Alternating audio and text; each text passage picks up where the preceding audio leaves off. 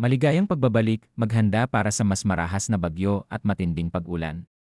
Mangyaring i-like ang video na ito at ibahagi sa iba upang makakuha sila ng tamang impormasyon at mag-subscribe sa aking channel upang makakuha ng susunod na mahalagang babala. Salamat! Magandang umaga mga kababayan. Narito ang inyong detalyadong 24-hour public weather forecast para ngayong ika-4 ng Marso 2026. Kung kayo ay papasok sa trabaho, mag-aaral o may biyahe ngayong araw, mahalagang malaman ang lagay ng panahon, lalo na sa mga lugar na may banta ng mas malakas na ulan.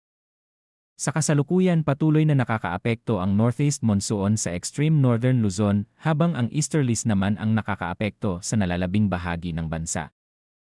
Ang kombinasyong ito ang dahilan kung bakit may mga lugar na makararanas ng mas maulap na kalangitan at mas mataas na tsansa ng pag-ulan. Unahin natin ang Surigao del Norte, Surigao del Sur at Dinagat Islands. Sa mga lugar na ito, inaasahan ang maulap na kalangitan na may kalat-kalat na pag-ulan at thunderstorms dulot ng easterlies.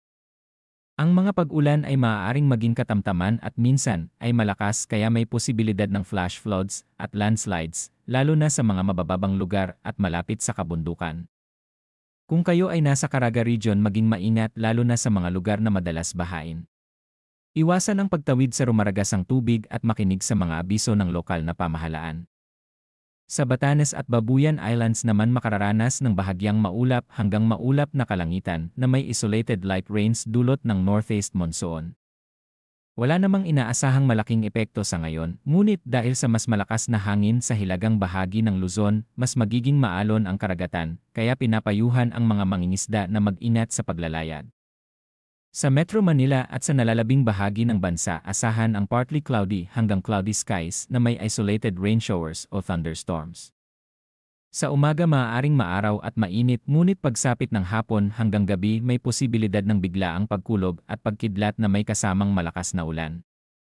Kapag nagkaroon ng severe thunderstorm, posibleng magdulot ito ng flash floods sa mga mabababang lugar at landslides sa mga lugar na may matarik na dalisdis. Kaya kung may lakad kayo sa hapon, mas mabuting maghanda at magdala ng payong o kapote. Pagdating sa hangin at kondisyon ng karagatan, sa extreme northern Luzon, katamtaman hanggang malakas ang hangin mula northeast at ang taas ng alon ay mula 1.5 hanggang 3.7 metro. Ibig sabihin, maaaring maging maalon hanggang magaspang ang dagat, kaya hindi pinapayuhan ang maliliit na bangka na pumalaot kung hindi kinakailangan. Sa nalalabing bahagi ng Luzon, mahina hanggang katamtaman ang hangin mula northeast at bahagya hanggang katamtaman ang alon. Sa Visayas at Mindanao, mahina hanggang katamtaman din ang hangin mula northeast hanggang north at bahagya hanggang katamtaman ang alon sa karagatan. Gayunpaman, kapag may thunderstorm, maaaring pansamantalang lumakas ang hangin at umalon ang dagat, kaya manatiling maingat. Sa tala ng temperatura, ang pinakamababang na itala ay 23 degrees Celsius kaninang umaga, habang ang pinakamataas ay 32.6 degrees Celsius kahapon ng hapon.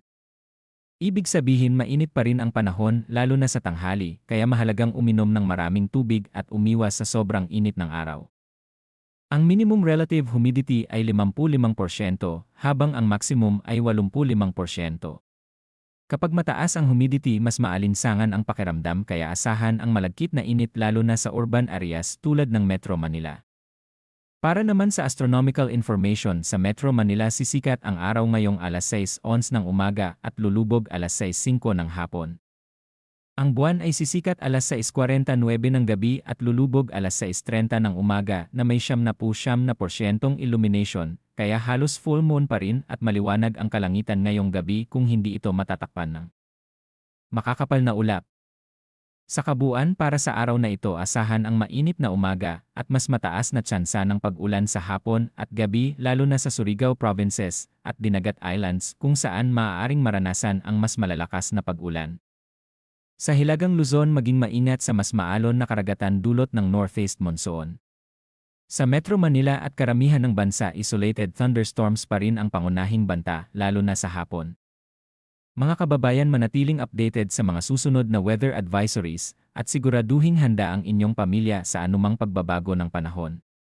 Mag-ingat sa pagmamaneho kapag umuulan at iwasan ang mga lugar na madaling bahain.